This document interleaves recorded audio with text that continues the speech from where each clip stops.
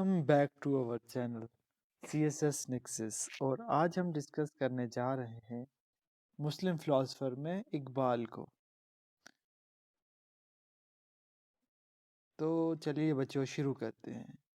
इकबाल ने कहा था रिलीजन और पॉलिटिक्स दोनों दो भाइयों की तरह हैं। अगर इनको अलग अलग किया जाएगा तो कल्चर, मोरल और पॉलिटिकल डिसइंटीग्रेशन हो जाएगी।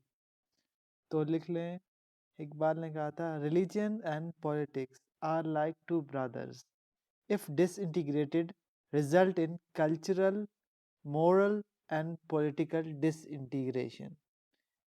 इकबाल ने कहा था कि यहाँ पे एग्रेसिव नेशनलिज्म नहीं होना चाहिए, एग्रेसिव नेशनलिज्म नहीं होना चाहिए, नहीं होना चाहिए। और जो खिलाफत होगी वो शरिया की होगी, कैलिफ सब्जेक्ट शरिया, शरिया लॉ इम्पोज होना चाहिए। और इन्होंने क्रिटिसाइज किया था कैपिटलिज्म को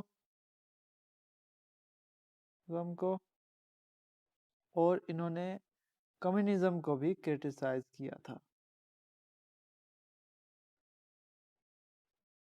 Islamic ecosystem economic system is best economic system. Iqbal ने कहा था कि इस्लाम का जो इकोनॉमिक सिस्टम है बेस्ट सिस्टम है।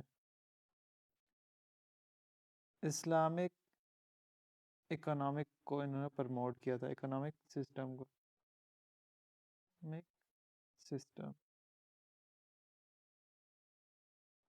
को प्रमोट किया था। उन्होंने फर्दर ये कहा था कि वेस्टर्न डेमोक्रेसी इज़ फ्लॉड, ठीक है, कि वो ठीक नहीं है। वेस्टर्न डेमोक्रेसी के बारे में उन्होंने कहा था most bad form to elect as decision making power goes in the hand of unintelligent and mediocre section। मतलब कि वो कहते थे कि ये जो है ना सबसे बुरी फॉर्म है किसकी, डेमोक्रेसी की। क्यों?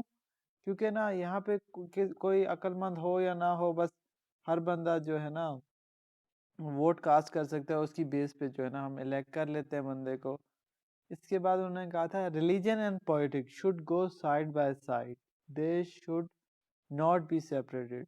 मतलब वो साथ साथ चलेंगी, इनको सेपरेट नहीं करना, आप लोगों ने अलग अलग नहीं करना, ठीक है। Theory of conception of ego या खुदी का कॉन्सेप्ट उन्होंने दिया। खुदी के कॉन्सेप्ट को कैसे उन्होंने एक्सप्लेन किया, चलिए डिस्कस करते हैं। उन्होंने कहा 3 मेजर पैरामीटर हैं जो किसी भी इंसान के अंदर, किसी भी शख्स के अंदर जो है ना खुदी के बारे में बताते हैं, ठीक है। ये माइंड मैप मैं आपके लिए फ्लो चार्ट बना देता हूँ ताकि आपको इजी रहे याद करने में। पहला है स्टेबिलिटी। ये पैरामीटर हैं जो बताते हैं कि चेक करने के लिए हैं कि खुदी किसी पर्सन में कितनी है कितनी नहीं है। पहला है स्टेबिलिटी, दूसरा है परमिनेंस, परमानेंस, तीसरा है इंटीग्रिटी, ठीक है। फिर उसने बताया फर्दर, इकबाल ने कहा कि फ्यू फैक्टर्स दैट फोर्टिफाइड, मतलब इंक्रीज करते हैं ह्यूमन ईगो को। ह्यूमन ईगो को कुछ चीज़ें, कुछ फैक्टर्स जो है ना फोर्टिफाइड करती हैं, इंक्रीज करती हैं। वो फैक्टर कौन कौन से हैं? एक है फ़क्र, ये आपने बच्चों लाजमी लिखना है पेपर में। नंबर 1 फ़क्र। फ़क्र का मतलब है attitude of mind that leads man to strive to do efforts, मतलब सोचना समझना।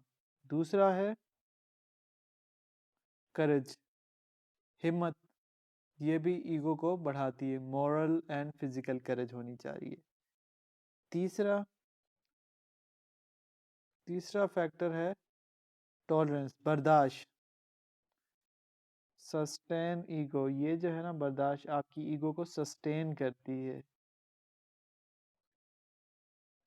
और चौथा है कस्बे हलाल। कस्बे हलाल फैक्टर है ये, human effort to get livelihood. इसे सिंपल वर्ड में अगर हम एक्सप्लेन करें तो इसको ये कहेंगे। उसके बाद पांचवा फैक्टर है क्रिएटिव एंड ओरिजिनल थिंकिंग, मतलब कॉपी ना करें, आप किसी मसले का प्रॉब्लम सॉल्विंग खुद से कर सकें। उसके बाद जो लास्ट है वो है लव। ये फैक्टर्स जो है ना खुद ही को इन्हांस करते हैं, ये इकबाल के मुताबिक।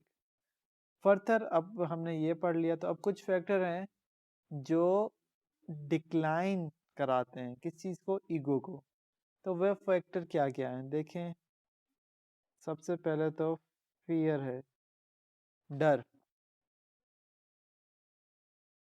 किसी भी चीज़ का डर जो है ना